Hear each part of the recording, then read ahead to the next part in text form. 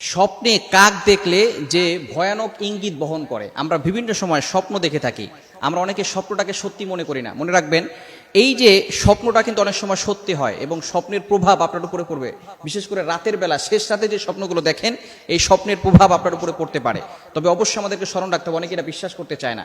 ইউসুফ আলাইহিস সালাম স্বপ্নের সবচেয়ে বড় ব্যাখ্যাদাতা ছিলেন এবং মুহাম্মদ ইবনে সিরিন তার যুগের সবচেয়ে বড় স্বপ্নের ব্যাখ্যাদাতা ছিলেন। আবু বকর সিদ্দিক রাদিয়াল্লাহু তাআলা আনহু স্বপ্নের ব্যাখ্যা দিতে পারতেন।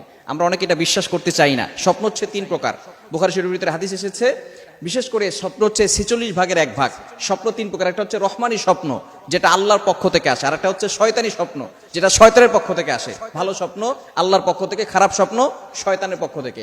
আর আরেকটা হচ্ছে খেয়ালি স্বপ্ন, অর্থাৎ আপনি সারাদিন যেটা চিন্তা করেন এটাই আপনি রাতের বেলা স্বপ্ন দেখেন।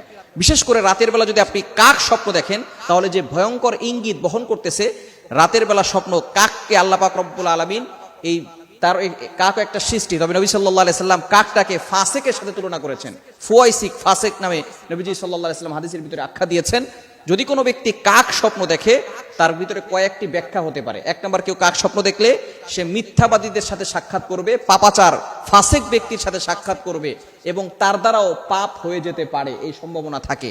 এজন্য অবশ্যই কাক যদি আপনি স্বপ্ন দেখেন, এই স্বপ্নের কথা কাউকে বলবেন না এবং অবশ্যই আপনি আপনার ঘুম থেকে ওঠার পর আউযুবিল্লাহি মিনাশ শাইতানির রাজিম পড়বেন, বাম দিকে তিনবার থুতু নিক্ষেপ করবেন, বিপরীত দিক হয়ে ঘুমিয়ে যাবেন। দ্বিতীয় নাম্বার, কোনো ব্যক্তি যদি স্বপ্ন এরকম দেখে যে সে কাককে মেরে ফেলেছে অথবা কাককে গুলি করে হত্যা করেছে, তাহলে এর ব্যাখ্যা হচ্ছে যে তার অসম্পূর্ণ কাজ আল্লাহ পাক রব্বুল আলামিন সম্পূর্ণ করবেন। অনেক সময় আপনার অসম্পূর্ণ কাজ সম্পূর্ণ হচ্ছে না এমন কাজ সম্পূর্ণ হয়ে যাবে। যদি আপনি দেখেন যে আপনি মৃত কাক, তাহলে আপনার দূরে যারা আছে, বিদেশে যারা আছে, অনেক দূরে যারা আছে, তারা অসুস্থ হয়ে যাবে।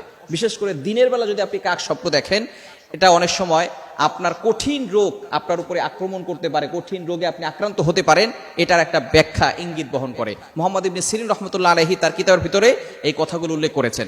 বিশেষ করে আমরা স্বপ্নে খারাপ স্বপ্ন দেখলে কারো কাছে বলবো না। কারো কাছে বললে সেই ব্যক্তি যে স্বপ্নের ব্যাখ্যা করবে, সে যদি না জেনেও ব্যাখ্যা করে, তাহলে কিন্তু সেই ব্যাখ্যা বাস্তবায়ন আপনার উপরে হতে পারে। এজন্য অবশ্যই সতর্ক থাকতে হবে। খারাপ স্বপ্ন দেখলে আমরা কাউকে কখনো বলবো না। অনেক সময় রাতের বেলা ভয়ঙ্কর স্বপ্ন দেখি। খারাপ স্বপ্ন দেখলে আপনি রাতের বেলা ওযু করে ঘুমাবেন, আয়াতুল কুরসি এবং 4 কোল এগুলো পরে ঘুমাবেন, ইনশাআল্লাহ তাহলে খারাপ স্বপ্ন দেখবেন না। এবং বিশেষ করে খারাপ স্বপ্ন দেখেও থাকলে আপনি ঘুম থেকে ওঠার পরেই যে আমলের কথাগুলো বললাম, আপনি প্রথমে আউযুবিল্লাহি মিনাশ শাইতানির রাজিম পড়বেন, এরপরে আপনি বাম দিকে 3 বার থুতু নিক্ষেপ করবেন। এরপরে আপনি অবশ্যই যে কাজটা করবেন, এই স্বপ্নের কথা কাউকে বলবেন না।